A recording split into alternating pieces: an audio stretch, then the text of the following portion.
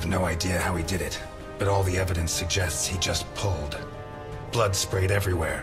The wristwatch fell to the ground. He dragged him through the corridor into the hall. He tore down the lamp, hung him from the brackets, and stabbed steel rods through his body. He skewered him on the iron bars, possibly taken from the fence outside, and pulled out his teeth one by one. Then he pulled his teeth out one by one as he died.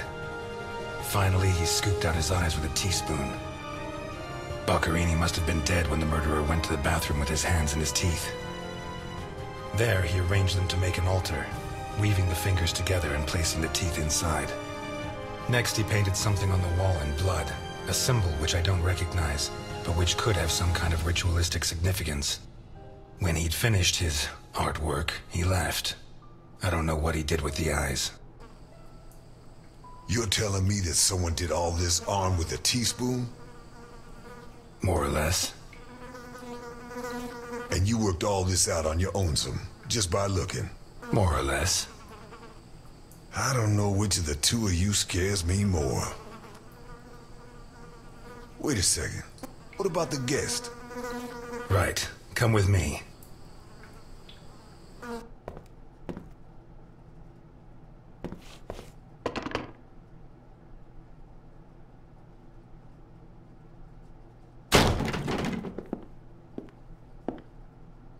Nothing.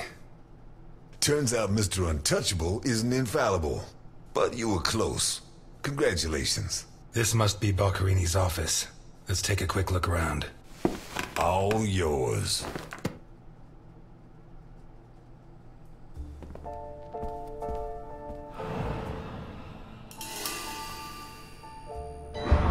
Why'd you go to jail? For murder, but... You didn't do it, of course.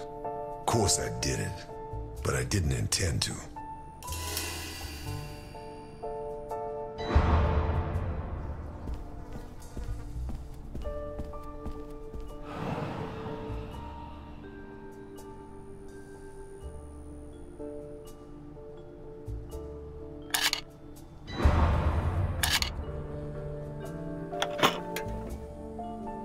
Jesus, there's at least $1 million here. Boccherini's? I'd be surprised. Probably his guests, and I doubt it was to pay Boccherini for his services. None of his forgeries are worth that much.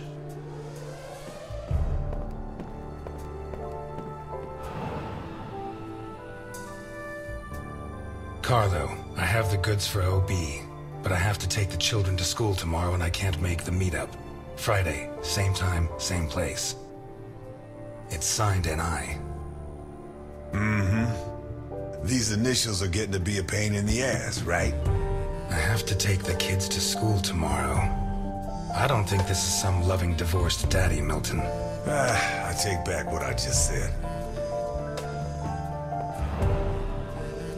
The driver's license of one John Martinson and Osmond Burke. OB. Do we know him? The eldest son of the richest family in Vermont, convicted rapist. He was arrested thanks to the testimony of his father, who wound up disinheriting him. He escaped from prison last week. He broke into the family home and slit the throats of all his relatives one by one, opened the safe, and got away with a fortune. They don't make jails like they used to. All starting to add up, isn't it? Out of my way! Ow!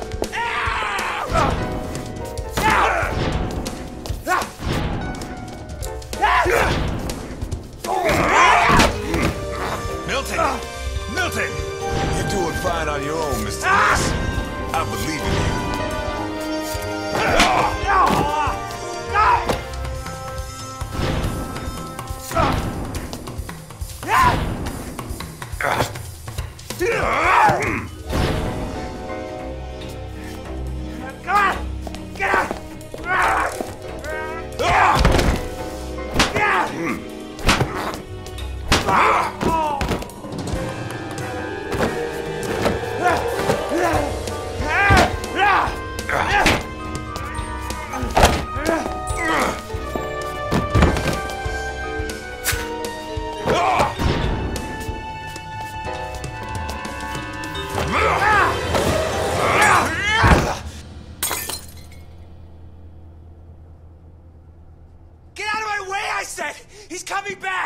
Who's coming back? Him! The monster! The guy who killed Boccherini? He was a monster! Oh, get your hands off me, Negro! What was he like? Describe him for me. He was a monster. Red and black. I mean, his head reached the ceiling. He tore off his hands with his claws! It was a monster! A monster! Should I hit him again? Burke, shut up. You're Osmond Burke, right? Yes. Good. Now pay attention, Burke, because I have a question for you. Who wrote this note? Nikolai Ivankov. Rings a bell. One of Capone's right-hand men 20 years ago. What does this stuff about kids mean? I don't know. Calm down, Burke. You were going to meet up with him, right? Yes, at the docks, berth 42, right next to where the Alligator 3 is moored. So what's the meetup time? Tomorrow at noon. Tomorrow. Tomorrow? No, it's going to be tonight.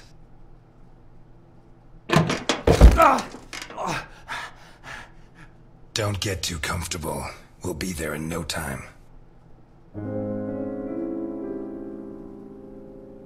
There are certain types of people I don't allow in my diner. But today, I have no choice but to make an exception. I'm afraid not, Mr. Ness. I have to take him to Alphonse. Out of the question.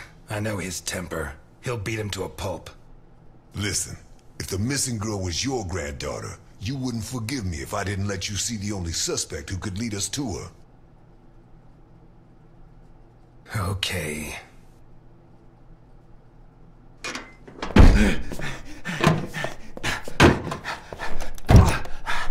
Shucks. What? I thought that bloodbath would cover up the smell of stale grease. I was wrong.